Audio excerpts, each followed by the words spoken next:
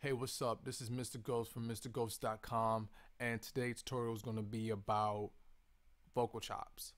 It's big right now in the EDM world as well as in the pop world as well. Think of DJ Snake Productions, Diplo, Skrillex, Major Lazer, and a lot of production that's coming out recently from Justin Bieber. Let's get right to it. I'm going to play an example.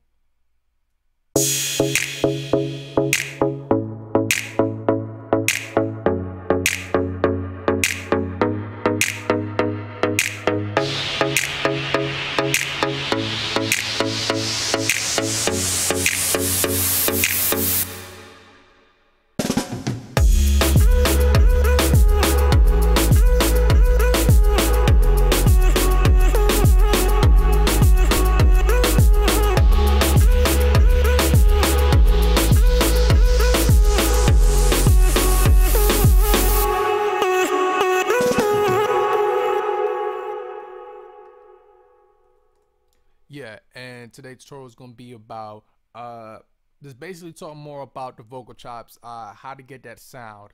The thing that I want to achieve with this tutorial is not just how to do it, how DJ Snake do it or how I did it. It's more of the idea for it. Vocal chops been around for a minute. It's been around since the 80s at that, where DJs and producers been chopping up vocal samples from other records and using it in their remix or productions. So it's the same thing. The sample you hear is my vocals, is me singing on there at that. So I'm going to play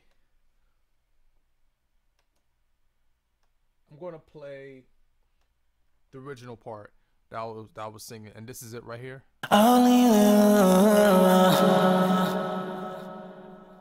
And that was me just mumbling the melody that was used for a previous song that I was writing, and I was like, hey, I like this, even though I'm mumbling something and I'm not making any sense, but I can use that for another production, and what do you know, I'm using it for this production.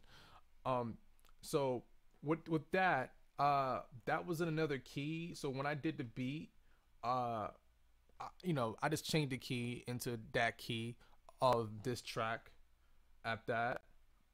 So that's important. So that's the first thing. Get the key of the song and get a nice vocal sample. It don't have to be. It's kind of preferable to get it kind of long, give or take here at that, because you want other elements to chop.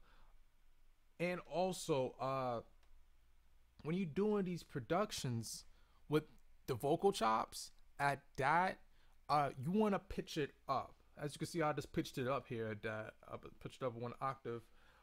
And the reason for that, because, excuse me, when you playing the notes and it's in key of the song, you almost want to play it like an instrument, like it was a synthesizer lead. And also, you also want to have your legato on and your portamento up. And this is for any DAW, be it Cubase, Pro Tools, Logic, Ableton, and the others. It's countless more. You can always do this here. That all because I'm using Reason don't mean anything. I can use any software and I'll get the job done. So that's the point. It's just, it don't matter what DAW you're using as long as you understand it at that. So here's the other vocal that I've chopped. Remember, this was the original one, right? And then there's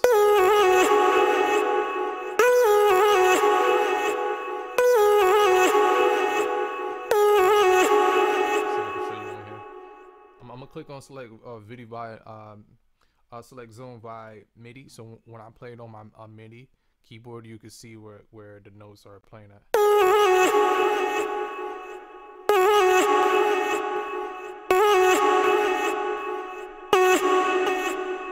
And what I would usually do is like here, like that note,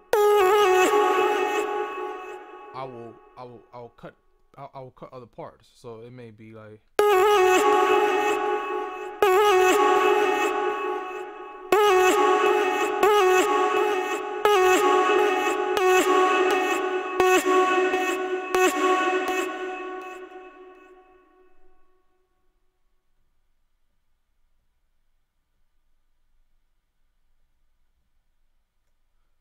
So I will do that throughout. And then the last one was.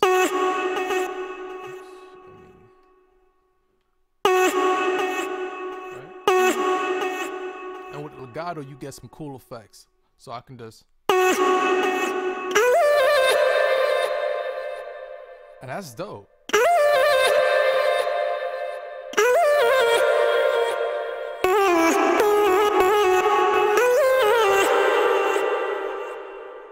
You know, and from there, all you have to do now is create a melody that sounds good, that works with the production. When I did this, I did the vocal chop last. That was the last thing because basically, well, that was the last thing. It wasn't the first thing I did. It was the last thing I did. And I just found a vocal chop and just throw it in there. But even though I'm throwing it in there, I'm trying to find a melody that's simple and it works for this here. That's how these are working right now at that. Most important thing also, besides the vocal chops and the portamento and the legato, is, as you can see here, is that I have reverb. I put a reverb on it at that. That's important for space. You want to create that dimension, and you want to cover up the empty space, because usually when you hear the vocal chops, for example, let me play this again.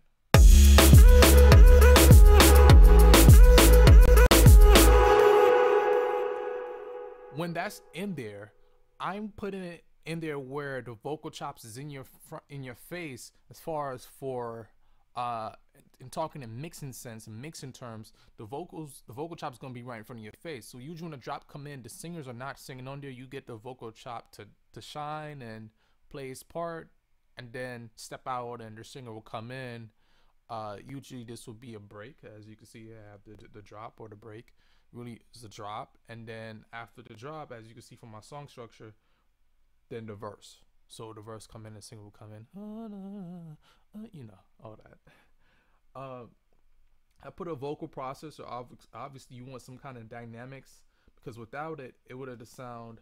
And I'm gonna solo this for you here at that, just so you can hear it, so I can give you a better demonstration. And I'm gonna cut the reverb off as well as the delay. The delay is also important and sweeten up the sound. And also, there's no particular kind of delay or dynamic or reverb you need to have on it. Everything is based on by ear. What worked for me may not work for you, right? But the whole point is to understand it. You know why. All right. Here's the vocal chop without the effects.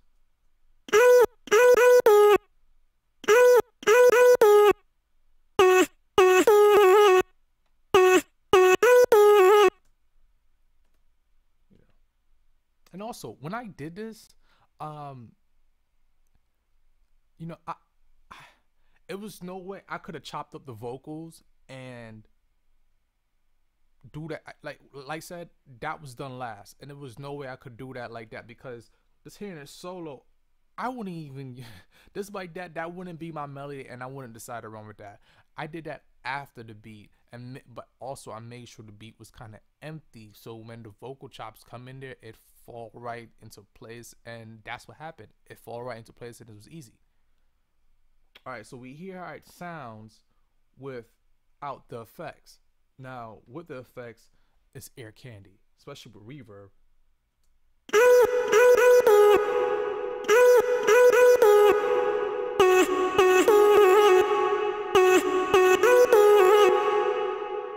Sound better. Now let's add with some delays in there.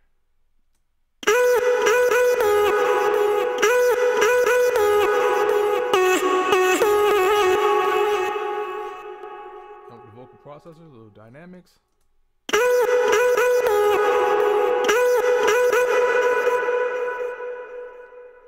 So we're hearing how it's covering up the empty spaces, and then it sound a lot better. So that's what you have to think when you do these type of productions with these vocal chops, especially in these kind of styles that's working currently right now.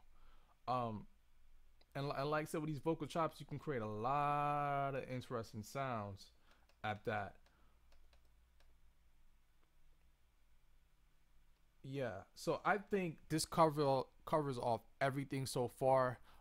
We discuss vocal chops, right? Chopping them at that. How they usually last is not really the first thing. It can, I don't think if anybody will be using it as the first thing when they do these kind of stuff, because you know, because you're chopping up parts, and you're chopping up parts that don't make any sense, you know, or do make sense, but either ways you're chopping up the vocals, and it's almost something where you're not even hearing that it's a voice, but it's more of like an instrument. So it's not really so much of the importance of what you're saying, but how it sounds. So this is something where you really have to use your ear and see, hey, does this sound good? And if it's on key, everything will fall into place. So okay, so that's it, guys. Um, like, share, subscribe, leave a comment below. If you guys need any personalized help, my website is in the description. My website is Mr. Ghost, MRGHOUST.com. I'll be uploading more tutorials uh soon, if not next week, man, because I want to get in the habit of doing this here and this. And also leave a comment if y'all want me to do any other pop EDM tutorials for other things that I got interest in. If a large amount of people agree on it, then I'll do it. Especially if I'm working on stuff in those styles where I'm utilizing different type of instruments and techniques. All right, take care.